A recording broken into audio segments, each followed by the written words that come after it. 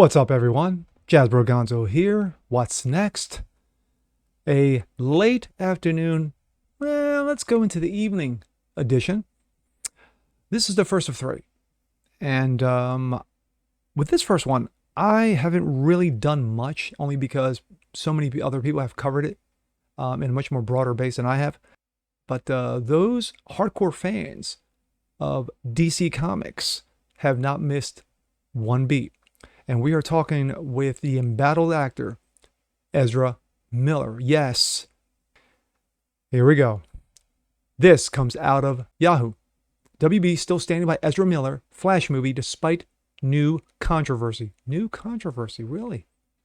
Despite increasing allegations against the star of The Flash, Warner Brothers has stayed committed to Ezra Miller's upcoming superhero movie. In a new expose by Variety, is revealing even more shocking details about the embattled actor's behavior while living in Iceland and Germany, and is casting more doubt on whether the studio's long-awaited Flash movie will see a theatrical release. Me? No. However, according to Warner Brothers, there is no doubt that the film will definitely see a wide release in theaters. According to sources, the film costs too much money, true, and the only hope of turning a profit will come from a robust theatrical run, also true. Whether fans will contribute to that run remains a separate question. The expose reveals new details about several altercations Miller has been involved with over the past several years. One woman, known as Nadia, in the article, said that she had a 2-year relationship with Miller that suddenly turned sour when she asked the star not to smoke in her house. That just set them off. I'm sorry. What was that? Oh, I'm sorry. Correction. That just set him off. I asked him to leave about 20 times, maybe more. He started insulting me. She said, I'm a transphobic piece of shite.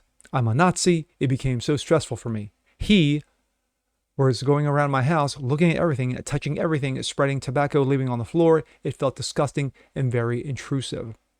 I asked if he, remember, I told him I'm a descendant of Holocaust survivors. So why would he say that to me? She said. He answered, screaming at me, yes, but how many people of my family died? Because many people in their family died. I was like, okay, this is a game of who's got the most trauma?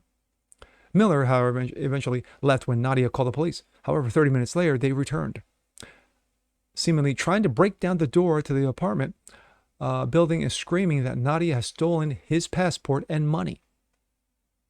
She discovered Miller had left a jacket behind her apartment and threw it down for him from her balcony. To him from her balcony. Miller's trip was also extended to accusations from parents. The parents of a now 18-year-old from Standing Rock, Indiana, Indian Reservation in North and South Dakota claimed that Miller manipulated their child, who is, yes, non-binary, because of course, from 12 to 18. No, basically, Miller was a groomer, a pedo, and abused this child from the ages of 12 to 18. Let's get the story correct. They alleged that Miller gave the underage child alcohol, marijuana, LSD, and that the child influenced their child's decision to come out as, quote, non-binary. Obviously, the latter accusation paints all the parents' accusations with the possibility of transphobia being the motivator, because of course it is. It's always the transphobia. Additionally, an Instagram from the alleged victim has been posted that their parents are in fact the ones lying, and that Miller did not harm them. Yeah. Another story, this one comes from Rolling Stone, alleged that Miller had been housing a mother and 3 young children at their Vermont farm in unsafe conditions that involved unsecured guns, ammunition lying around the property. Right now, Warner Bros. Still has The Flash on their major release calendar for June of 23.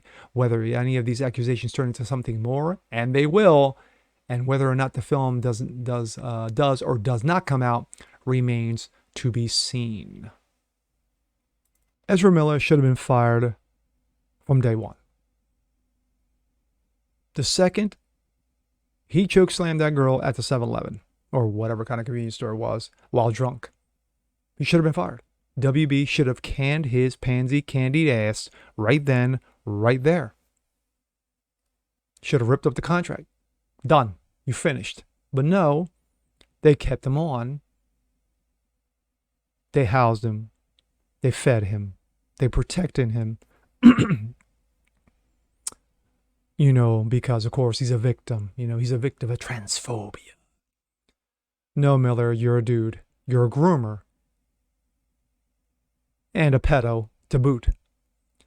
But yet, with that first incident, and multiple incidents since, including the 3 in Hawaii, and of course it turns out that the most recent was this girl being groomed from the age of 12 to 18,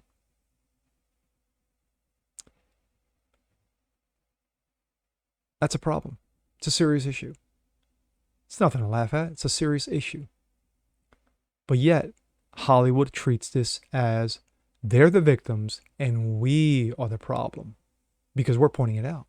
No. No, no, just because a guy dresses up like RuPaul, drops his pants and shakes his balls in front of a 3-year-old, no, that's not a problem.